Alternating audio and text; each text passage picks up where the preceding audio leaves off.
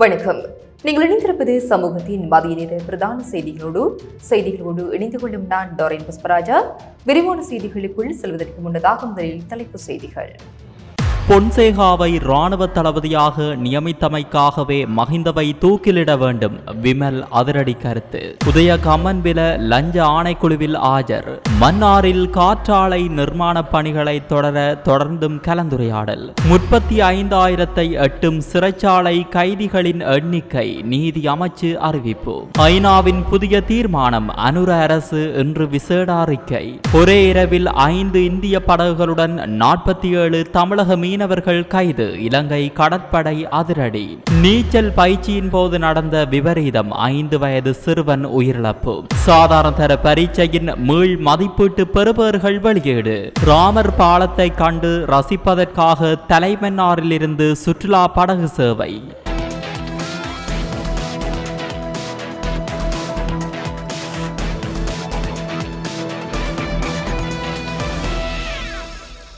முன்னாள் ராணுவ தளபதி field marshal Sarath Fonseka கூறுவது போன்று முன்னாள் ஜனாதிபதி மஹிந்த ராஜபக்ஷவை தூக்கிலிட வேண்டும் என முன்னாள் அமைச்சர் விமல் வீரவன்ச தெரிவித்துள்ளார்.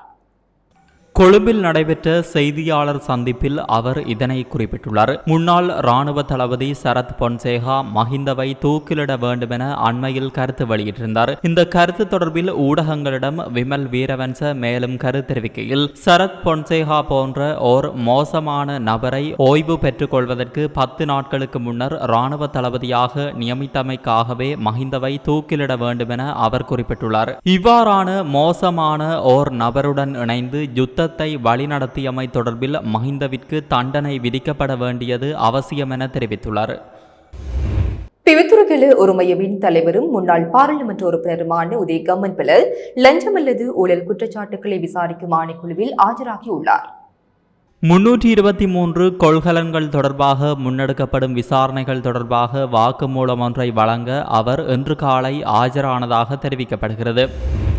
மன்னாரில் ஏற்கனவே ஆரம்பிக்கப்பட்டுள்ள காற்றாலை திட்டங்களை தொடர்ந்து முன்னெடுத்து செல்வது தொடர்பில் உள்ளக ரீதியான கலந்துரையாடல்கள் முன்னெடுக்கப்பட்டுள்ளன. எனினும் எதிர்காலத்தில் புதிய காற்றாலை மின்னுற்பத்தி திட்டங்களை ஆரம்பிக்காதிருப்பது தொடர்பிலும் அரசாங்கம் கவனம் செலுத்தியுள்ளது. இந்த விடயம் தொடர்பில் மன்னார் மாவட்டத்தை பிரதிநிதித்துவப்படுத்தும் பல துறை சார்ந்தவர்களுடன் அரசாங்கம் கலந்துரையாடல்களை நடாத்தி வருகிறது. இந்த நிலையில் மன்னாரில் கனிய மணல் அகழ்வை முழுமையாக நிறுத்துவதற்கும் இணக்கம் காணப்பட்டுள்ளதாகவும் தெரிவிக்கப்பட்டுள்ளது. இதற்கான அமைச்சரவை பத்திரத்தை விரைவில் சமர்ப்பித்து அமைச்சரவையின் அனுமதியை பெறவும் நடவடிக்கைகள் மேற்கொள்ளப்பட்டுள்ளன. இந்த விடயம் தொடர்பில் அரசாங்கம் மற்றும் தொடர்புடையவர்களுடன் நாளைய தினம் விசேட கலந்துரையாடல் ஒன்றும் ஏற்பாடு செய்யப்பட்டுள்ளது. எனினும் குறித்த கலந்துரையாடல் தொடர்பான உத்தியோகபூர்வ அறிவித்தல் இதுவரை வெளியாகவில்லை என்பதும் குறிப்பிடத்தக்கது. 2025 ஆண்டின் முதல் 8 மாதங்களில் கைக்குழந்தைகளுடன் சிறைச்சாலைகளில் தடுத்து வைக்கப்பட்டுள்ள பெண்களின் எண்ணிக்கை 38 ஆகும் என பிரதமர் ஹரணி அமரசூரிய தெரிவித்தார்.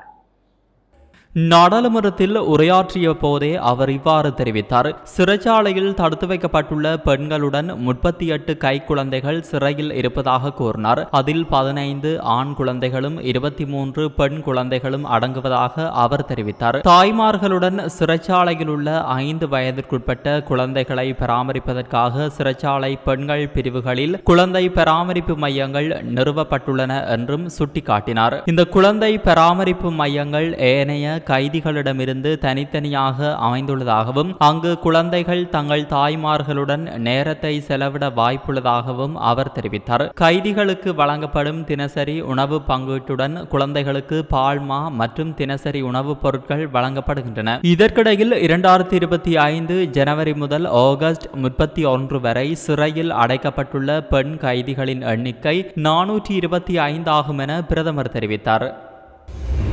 2025 ஆண்டு செப்டம்பர் மாதம் 23ஆம் தேதி வரை நாட்டில் உள்ள சிறைச்சாலைகளில் 34,765 கைதிகள் தடுத்து வைக்கப்பட்டுள்ளதாக நீதி அமைச்சு அறிவித்துள்ளது. அவர்களில் குற்றம் நிரூபிக்கப்பட்ட 10,509 கைதிகளும் 24,256 சந்தேக நபர்களும் அடங்குவதாக நீதி அமைச்சர் ஹர்ஷன நாணயக்கார தெரிவித்துள்ளார். நாடாளுமன்றத்தில் வாய்மூல வினாக்களுக்கு பதிலளிக்கும் போதே அவர் இவ்வாறு தெரிவித்தார். இந்த நிலையில் மரண தண்டனை மற்றும் ஆயுள் தண்டனை விதிக்கப்பட்டவர்களை தவிர ஏனைய சிறு தண்டனைகளை அனுபவிக்கும் கைதிகளை விடுதலை நாளில் விடுவிக்க மட்டுமே சட்டப்பூர்வ அதிகாரம் இருப்பதாகவும் அவர் சுட்டிக்காட்டியுள்ளார். 2025 ஆகஸ்ட் 31ஆம் தேதி வரை அபராதம் செலுத்த முடியாத நிலையில் 2122 கைதிகள் சிறையில் இருப்பதாகவும் நீதி அமைச்சர் தெரிவித்துள்ளார். பிரதான அனுசரணை வழங்குவோர் பிடி கேஷ் அண்ட் கரி மற்றும் பிடி சூப்பர் ஸ்டோர். இப்போ உங்களுக்கு வழங்கும் ஒரு நல்ல செய்தி. பிடி கேஷ் அண்ட் கரியின் ஆன் பிராண்டான கல்யாணி அன்னபூரணி பிராண்டில் அன்றாட வாழ்க்கையின் எல்லா தேவைகளுக்குமான அனைத்து பொருட்களையும் ஒரே இடத்தில் ஒரே கூரையின் கீழ் பெற்றுக்கொள்ள பிடி கேஷ் அண்ட் கரி மற்றும் பிடி சூப்பர் ஸ்டோருக்கு தாமதம் வேண்டாம். இப்போதே வாருங்கள். உங்கள் குடும்பத்தின் ஒரே நம்பிக்கை பிடி கேஷ் அண்ட் கரி மற்றும் பிடி சூப்பர் ஸ்டோர், பாரிஸின் லா சப்பல். ஐக்கிய நாடுகள் மனித உரிமைகள் பேரவையின் இலங்கை தொடர்பான புதிய தீர்மானம் குறித்து இன்று விசேட அறிக்கை ஒன்றை அனுர் அரசு வெளியிடவுள்ளது. ஐக்கிய நாடுகள் மனித உரிமைகள் பேரவையின் தீர்மானம் அது தொடர்பில் அரசின் உத்தியோகபூர்வ நிலைப்பாடு தொடர்பான விடயங்களை உள்ளடக்கியதாக அந்த அறிக்கையை வெளிவிவகார அமைச்சர் விஜித ஹேரத் இன்று நாடாளுமன்றத்தில் வெளியிடுவார். இந்த தகவலை அமைச்சரவை பேச்சாளர் நலிந்த ஜேதிச தெரிவித்தார். தலைமன்னார் நெடுந்தீவு கடற்பரப்பில் எல்லை தாண்டி மீன்பிடித்து 47 மீனவர்களை இலங்கை கடற்படையினர் கைது செய்துள்ளனர். அத்தோடு 5 இந்திய படகுகளையும் கடற்படையினர் கைப்பற்றியுள்ளனர். ராமேஸ்வரம் மீன்பிடி துறைமுகத்திலிருந்து சுமார் 300க்கும் மேற்பட்ட படகுகளில் மீனவர்கள் நேற்று மாலை மீன்பிடிக்க கடலுக்கு சென்றதாக தெரிவிக்கப்படுகிறது. அவர்கள் தலைமன்னாரில் மீன்பிடித்துக் கொண்டிருந்த போது அப்பகுதியில் ரோந்து பணி மேற்கொண்டிருந்த இலங்கை கடற்படையினர் ராமேஸ்வரத்தை சேர்ந்த 30 மீனவர்களை கைது செய்துள்ளனர். மேலும் அவர்களின் 4 விசைப்படகுகளையும் பறிமுதல் செய்துள்ளனர். மீனவர்கள் 30 பேரும் அவர்களின் படகுகளுடன் இன்று காலை மன்னார் மீன்வளத்துறை அதிகாரியிடம் ஒப்படைக்கப்பட இருப்பதாக இலங்கை கடற்படையின் செய்தி தொடர்பாளர் தெரிவித்துள்ளார். இதேவேளை நெடுந்தீவு கடற்பரப்பு பகுதியில் மீன்பிடித்துக் கொண்டிருந்த 17 மீனவர்களை நேற்றிரவு கைது செய்த இலங்கை கடற்படையினர் அவர்களிடமிருந்து ஒரு படகையும் பறிமுதல் செய்துள்ளனர். கைது செய்யப்பட்டுள்ள 17 மீனவர்களும் காங்கேசந்துறை கடற்படை முகாமுக்கு அழைத்து செல்லப்பட்டுள்ளனர். ஒரே நாள் இரவில் 5 விசைப்படகுகளை இலங்கை கடற்படையினர் பறிமுதல் செய்துள்ளதுடன் அதிலிருந்த 47 மீனவர்களையும் சிறைபிடித்து சென்ற சம்பவம் தமிழக மீனவர்கள் மத்தியில் பேரதிர்ச்சியை ஏற்படுத்தியுள்ளது. நுகேகுடை தெலம்பத்பெட்டிய பகுதியில் உள்ள உணவகம் ஒன்றின் நீச்சல் தடாகத்தில் மூழ்கி 5 வயது சிறுவன் உயிரிழந்துள்ளார்.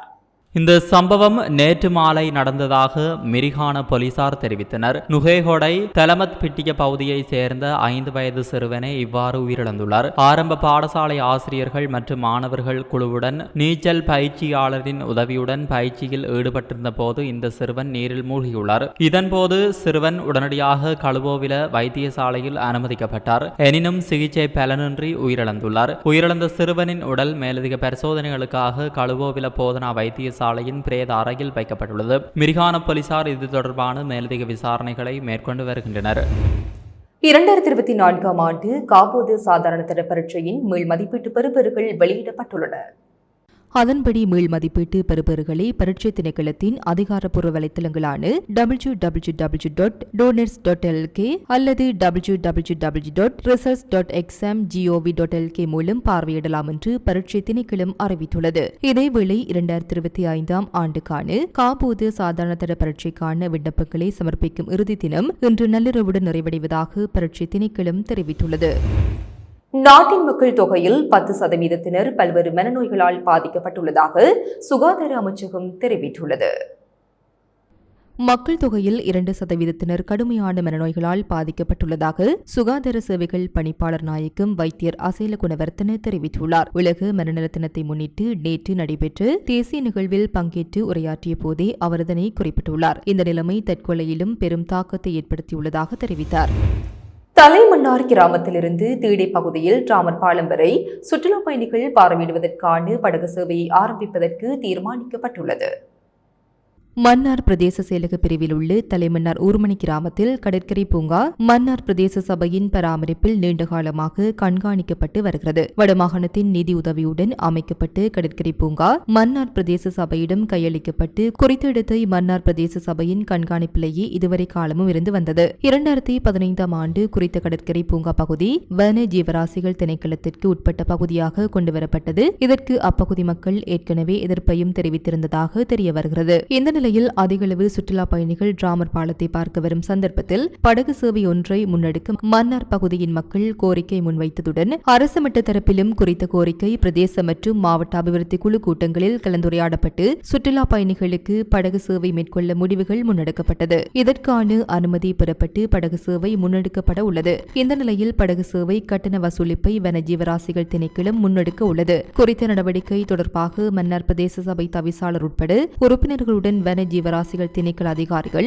அரசு அதிபர் க கணேஸ்வரன் தலைமையிலான சந்திப்பு நேற்று மாலை மன்னார் மாவட்ட செயலகத்தின் அரசு அதிபரின் கேட்போர் கூட்டத்தில் இடம்பெற்றது. படகு சேவைக்கான கட்டண வசூலிப்பை 50க்கும் 50 என்றதன் அடிப்படையில் வன ஜீவராசிகள் திணைக்களமும் மன்னார் பிரதேச சபையும் செயல்பட்டு சுற்றுலா பயணிகள் சேவையை நடைமுறைப்படுத்தலாம் என தெரிவித்து இதர வருமானங்கள் மன்னார் பிரதேச சபை திட்டங்கள் வகுத்து செயல்படுத்தலாம் என்று அரசு அதிபர் தனது உரையில் தெரிவித்தார். கலந்து கொண்டு தலைமன்னார் ஊர்மணி கிராமத்தின் உறுப்பினர் மற்றும் சில உறுப்பினர்கள் மன்னார் பிரதேச சபை கடற்கரை பூங்காவை நீண்ட நாட்களாக பராமரித்து வரும் நிலையில் மன்னார் பிரதேச சபையின் வருமானம் மிக குறைவானது என்றும் இன்னும் பல்வேறு காரணங்களை வலியுறுத்தி படகு சேவைக்கான நிதி வசூலிப்பு தமக்கு தருமாறு கோரிக்கை விடுத்திருந்தனர். எனினும் அவ்வாறு செயல்பட முடியாது. வன ஜீவராசிகள் திணைக்களம் பல்வேறு இடங்களில் இவ்வாறான சுற்றுலா நடவடிக்கைகளை முன்னெடுத்து வருகின்றது. தமக்கு உட்பட்டு பகுதியில் குறித்த கடற்கரை பூங்கா காணப்படுவதனால் திணைக்களத்தின் சட்ட நடவடிக்கைகளுக்கு ஏற்ப செயல்பட வேண்டும் என வன ஜீவராசிகள் திணைக்களத்தின் வவுனியா பிராந்திய அதிகாரி பாத்தியா மடுகல்ல தெரிவித்தார். இதன்போது மன்னார் பிரதேச சபை தவிசாளர் குறித்த கருத்தை ஆதரித்தும் கலந்து கொண்ட உறுப்பினர்கள் சிலர் இவ்வாறான கருத்தை தாம் அனுமதிக்க முடியாது என தெரிவித்தனர். இவ்வாறான நிலையில் பல்வேறு தரப்பினரிடம் ஆலோசனை கருத்தை நாங்கள் முன்வைத்து பிறிதொரு நாளில் இக்கூட்டத்தை நடத்தி குறித்த தீர்மானத்தை முன்னெடுக்கலாம் என்பதன் அடிப்படையில்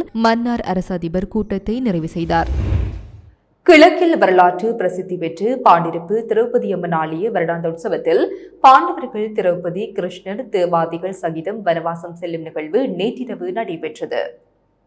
மகாபாரத கதையினை மையமாக கொண்டு பாண்டிருப்பு திரௌபதி அம்மன் ஆலய உற்சவம் 18 தினங்கள் நடைபெறுவது வழக்கமாகும். கடந்த செப்டம்பர் 23ஆம் தேதி திருக்கதவு திறத்தல் கொடியேற்றத்துடன் ஆலய உற்சவம் ஆரம்பமாகி நடைபெற்று வருகிறது. 16ஆம் நாள் உற்சவத்தில் பாண்டவர்கள் நாடு நகரிழந்து வனவாசம் செல்லும் நிகழ்வு நடைபெற்றது. இதன்போது பக்தர்கள் காவடி கற்பூரச்சட்டி எடுத்து நேர்த்தி கடன்களை நிறைவேற்றியதுடன் ஆயிரக்கணக்கான பக்தர்கள் வனவாசத்தில் கலந்து கொண்டனர். இன்று அர்ச்சுனன் தவநிலை செல்லல் நிகழ்வும் நாளை மாலை பாண்டவர்கள் திரௌபதி கிருஷ்ணன் தேவாதி தீமிதிப்பில் ஈடுபடும் நிகழ்வும் 11ஆம் தேதி சனிக்கிழமை தீக்குளிக்கு பால்வார்க்கும் பாட்பள்ளியம் சடங்குடன் உற்சவம் நிறைவு பெறவுள்ளமை குறிப்பிடத்தக்கது. இத்துடன் சமூகத்தின் மதிய நேர பிரதான செய்திகள் நிறைவு பெறுகின்றன. தொடர்ந்தும் சமூகத்தோடு இணைந்திருங்கள். இது போன்ற செய்திகளை தெரிந்து கொள்ள சமூகம் நியூஸ் சேனலை சப்ஸ்கிரைப் செய்து அருகில் உள்ள பெல் பட்டனை கிளிக் செய்யுங்கள். மேலும் இது போன்ற செய்திகளை உடனுக்குடன் தெரிந்து கொள்ள சமூகமீடியா.com என்ற இணையதளத்தின் வாயிலாகவும் எங்களுடன் இணைந்திருங்கள்.